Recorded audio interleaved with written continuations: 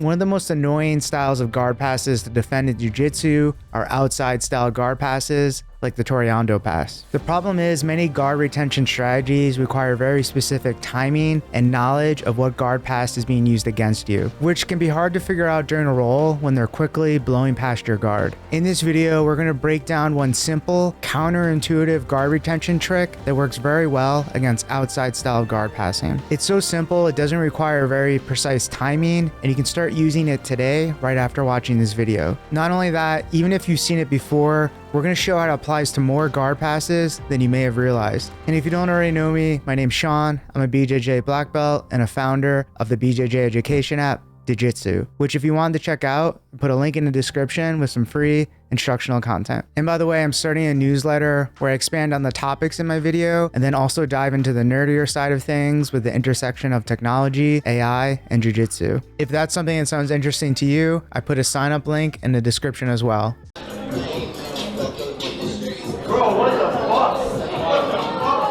So to get right into it today, the tip we're going to cover is how you create a frame not on your opponent, but on yourself by grabbing your own leg, and then you have your elbow propped up here to the side. In this elbow prop here, it's really effective for retaining guard against all different types of outside guard passing. Now, to explain why this is so powerful and how it works, we'll need to quickly review the basic Torreando pass. Before we do that, I wanted to mention that most of the instructional clips I'll be sharing with you in this video are from Bruno Frazatto. If you're not already familiar with Bruno, he won the championship at the Pans, Europeans, Brasileiro, and he's an ADCC silver medalist, to name just a few of his many accomplishments. And he is known specifically for his open guard and guard retention. So now with that out of the way, all forms of Torreando involve some control of the legs and then moving around to the outside. When the person starts to move around, what the person looking for? She will turn. If you do this, look, if I start from here, you start to turn her and face her, she's gonna drag, and I'm gonna eventually stop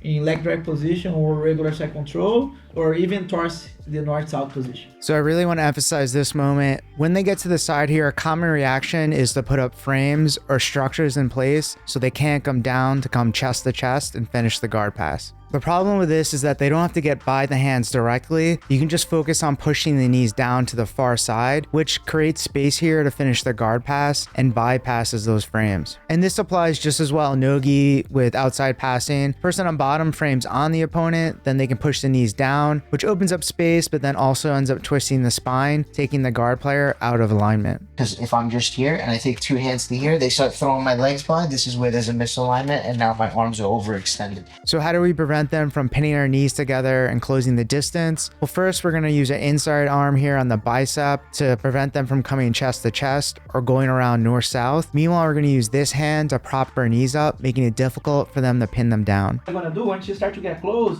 I'm gonna start to use the side she's go, I use my frame, right? So if I use one hand in the frame, but I don't turn it sideways. What I'm gonna do, I'm gonna post my hands, really a little bit of pressure.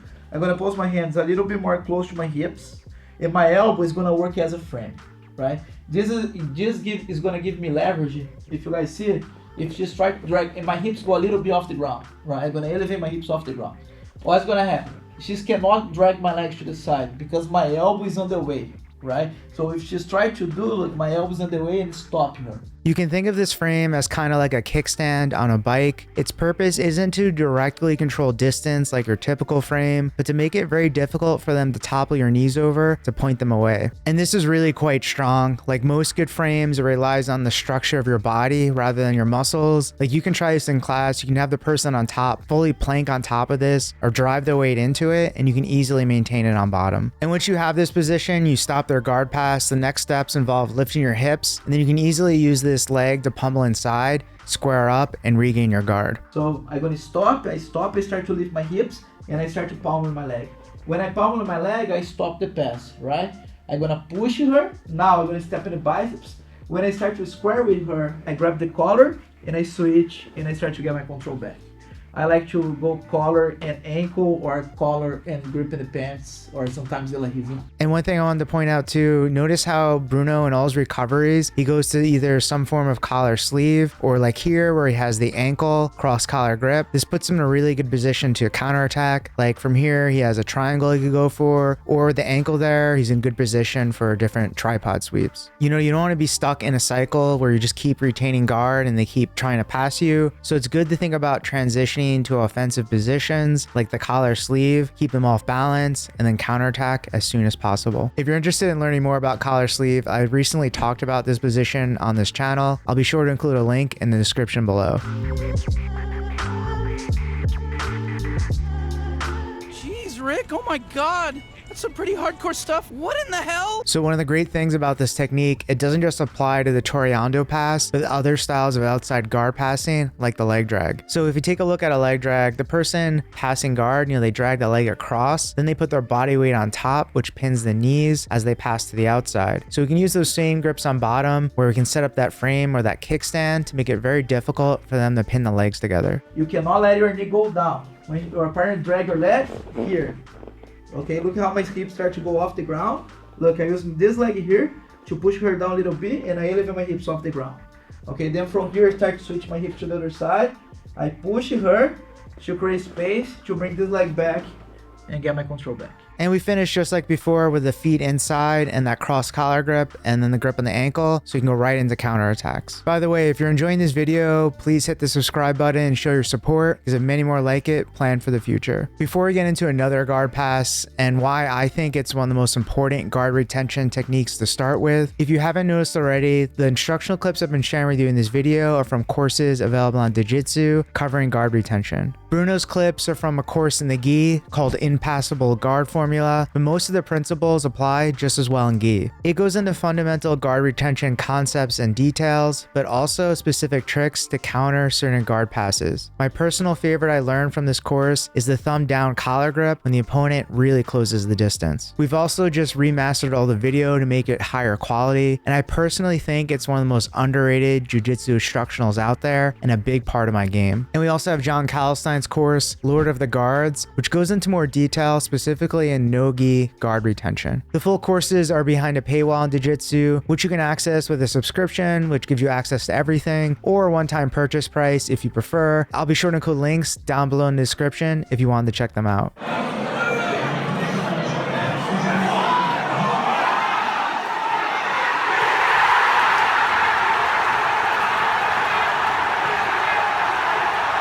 So the next passing scenario we're going to cover is the stack pass. This is where your opponent, they get underhooks, they stack their weight on top of you, trying to bring your knee across to your nose or across to your far shoulder, and then pass to the outside. The stack pass, when the person starts to put the leg over the shoulder here, start to get close, what happened?